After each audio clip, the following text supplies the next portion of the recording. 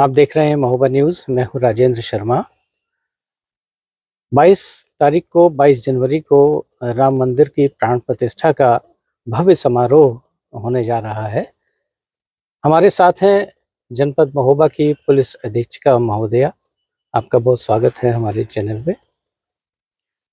इस भव्य कार्यक्रम में महोबा की पुलिस अधीक्षिका महोदया, जो हमेशा ही लॉ एंड ऑर्डर को लेकर के चुस्त दुरुस्त रहती हैं, चाहे कोई भी इवेंट होना हो या कोई भी कार्यक्रम हो, आपका लॉ एंड ऑर्डर से संबंधित पूरी मुस्तैदी के साथ में पालन होता है। तो मैम, आज के इस जो ये भव्य कार्यक्रम है जो 22 तारीख को होने जा रहा है, इसके लिए अंतर्राज्यीय जो सीमाएं हैं, वो कहाँ-कहाँ पर आपने और कितनी फोर्स लगा रखी है, कितनी चौकियां हैं, जिस पे लॉ एंड ऑर्डर से कोई दिक्कत ना हो, आप उस पे कार्य कर रही हैं? देखिए, आप जैसे विदित हैं, हमारे जनपद महोबा का एक बहुत लंबा बॉर्डर छतरपुर जनपद मध्य प्रदेश के साथ लगता है और आगामी जो हमारा 22 जनवरी है और 26 जनवरी है, इन दोनों के ही नाते हमारे ये इंटर स्टेट बॉर्डर्स बड़े इंपॉर्टेंट हो जाते हैं। हमारे यहाँ टोटल इस समय 12 इस तरह के बॉर्डर्स को चिन्हित करते हुए वहाँ पर प्रॉपर बैरियर लगाकर और वहीं पर हमारे फोर्स को स्थापित 24 आवर्स हमारे फोर्स वहीं पे स्थापित हैं और जितनी भी गाड़ियां आ जा रही हैं सबके लिए एक रजिस्टर बनाया गया है, जिसमें बेसिक विवरण, साथ ही उनका महोबा आने का क्या कारण है, ये भी उसमें मेंशन किया जा रहा है। और ये चेकिंग पूरी 24 आवर्स चल रही है। इसका एक ही पर्पस है कि जो भी लोग अन्य स्टेट से हमारे स्टेट में एंटर कर रहे हैं, उनकी एक बार जांच पड़ताल कर लेना और एक बार ये तसल्ली कर लेना कि किसी भी तरह से लॉ एंड ऑर्डर की या कोई भी कानून से संबंधित समस्या उनके आने से उत्पन्न तो कहीं नहीं हो रही है।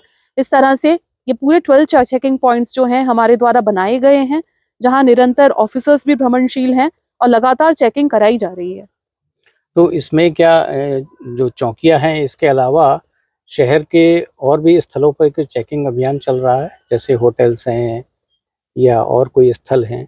जी हाँ, बिल्कुल। हमारे यहाँ पे जितने भी होटल्स हैं, उनकी अब तक लगभग 3 बार thorough checkings, hotel, guest house, dhaba, restaurant, railway station, bus stand, सब जगहों की कई-कई बार चेकिंग हो चुकी है और हर जगह किसी ना किसी सीनियर ऑफिसर ने इसे लीड किया हुआ है। इसका एक ही पर्पस है कि हम पता कर लें कि कहीं कोई बाहर के लोग तो आके हमारे जनपद में नहीं रुके हुए हैं और ये निरंतर ये जो है चेकिंग चल रही है। तो 22 तारीख से ये जो अयोध्या जाने के लिए लोगों का एक तांता लग जाएगा। 22 तारीख को थोड़ा रिस्ट्रिक्ट किया गया है। वहाँ से अयोध्या से भी ये कहा गया है कि 22 तारीख को लोग ना आए ज़्यादा, लेकिन 23 तारीख से एक बहुत बड़ी संख्या में लोग जाएंगे। तो सुरक्षा व्यवस्था को देखते हुए क्या इसके बाद के सप्ताहों में भी आपकी चेकिंग अभियान चलेगी? देखिए, ये चेकिंग अभियान हमारा निरंतर चलता रहेगा क्योंकि 26 जनवरी भी सामने आ रही है और जैसा आपने बताया, अभी पूरा ही ये हमारा 1 हफ्ता सेंसिटिव हो जाता है और 1 हफ्ते तक बराबर ये चेकिंग ऐसे ही चलती रहेगी। गणतंत्र दिवस जो राम मंदिर प्राण प्रतिष्ठा के 4 दिन बाद ही है और एक ये बड़ा इवेंट है। इसमें पुलिस लाइन में एक बड़ा कार्यक्रम, भव्य कार्यक्रम होता है।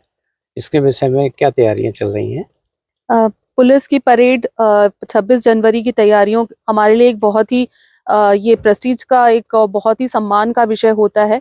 इसकी तैयारियां 10 तारीख से ही सारी फोर्स क्लोज हो गई थी और दिन में 3 बार इनकी प्रैक्टिस कराई जा रही है और सभी टुकड़ियों को 8 टुकड़ियां इसमें बनाई गई हैं। इसके अलावा हमारी जो है 112 की टीम रहेगी और हमारे अन्य वज्र वगैरह जो हैं सबकी टुकड़ियां रहेंगी और हमें पूरी उम्मीद है कि ये बहुत ही भव्य आयोजन हम 26 जनवरी को पुलिस लाइन में करेंगे। क्या इसमें कोई वीवीआईपी के आने की संभावना है? अभी उन सब बातों पे विचार किया जा रहा है। जी मैडम, वैसे तो कानून व्यवस्था की दृष्टि से देखा जाए तो आपने जनपद में जो है काफ़ी तेज़ गतिविधियां आपकी चल रही हैं और इधर कई सारे ऐसे आपने पकड़े हैं जिनके बारे में जो है मीडिया में भी चर्चा चली है। तो हम जानना चाहते हैं कि ये सब इनपुट्स आपको कहाँ से मिल जाते हैं? जैसे गांजा का एक अभी बहुत बड़ा गिरोह आपने पकड़ा और इसके पहले आपका ये उद्देश्य भी हमने देखा है कि किसी निर्दोष को किसी मामले में ना फंसाया जाए। ऐसा ही एक महोबा में पिछले दिनों में हुआ था। तो ये सब कहाँ से आप इतना सब पा जाते हैं? देखिए, इसका पूरा श्रेय मैं अपनी टीम को देना चाहूँगी। मेरे जितने भी ऑफ़िसर्स हैं और मेरे जितने भी मेरे अधीनस्थ फ़ोर्स हैं, मेरा काम एज़ अ लीडर उनको मोटिवेट करना होता है और मोटिवेशन प्राप्त करके निरंतर मेहनत करना उनका काम होता है। मेरे द्वारा टास्किंग की जाती है, उनके द्वारा एग्ज़ीक्यूशन किया जाता है। बिना अपनी टीम के ये बिल्कुल भी संभव नहीं है। साथ ही हमारा एक उद्देश्य रहता है कि जनता से हम जुड़ें, जनता के पास हम जाएँ। मैंने जन चौपालें भी लगाई हैं। बराबर जो है टाइम से ऑफिस में बैठे हैं सारे लोग और जनता के जितने भी लोग आए उनसे मिलें, उनसे संपर्क रखें। इससे भी हमें अच्छा इनपुट मिलता है और क्या पल्स चल रही है, कहाँ पे क्या चल रहा है, इनके बारे में पता चलता है। और बाकी ultimately it's all a team work. इसके लिए मैं पूरा श्रेय अपनी टीम को देना चाहूंगी।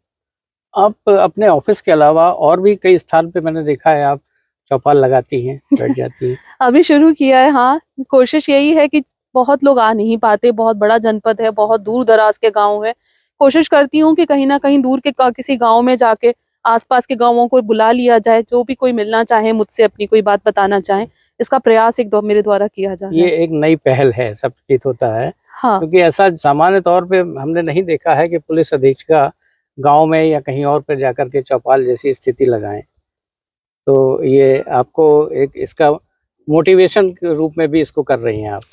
मैं कोशिश कर रही हूँ और मैंने अपने अधीनस्थों को, अपने एसएचओज़, एसओज़ को भी बताया है कि फर्स्ट हाफ में अपना थाने पे सुनवाई करने के बाद सेकंड हाफ में उनको ज़रूरत ये कोशिश करनी चाहिए कि वो दूर-दराज के अपने गाँवों में जा सकें और वहाँ जाके लोगों से मिल सकें, ग्राम प्रधानों से जुड़ सकें, अपनी आशा बहुओं से जुड़ सकें, ताकि हमें पूरा पता चल सके कि सब जगहों पे क्या चल रहा है।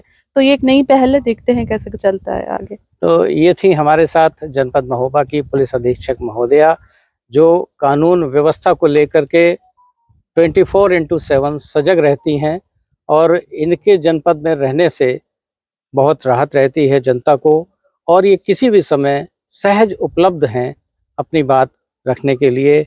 कोई भी इनसे जाकर के किसी भी समय मिल सकता है। हमसे बात करने के लिए बहुत-बहुत धन्यवाद। धन्यवाद। आप देखते रहिए महोबा न्यूज़।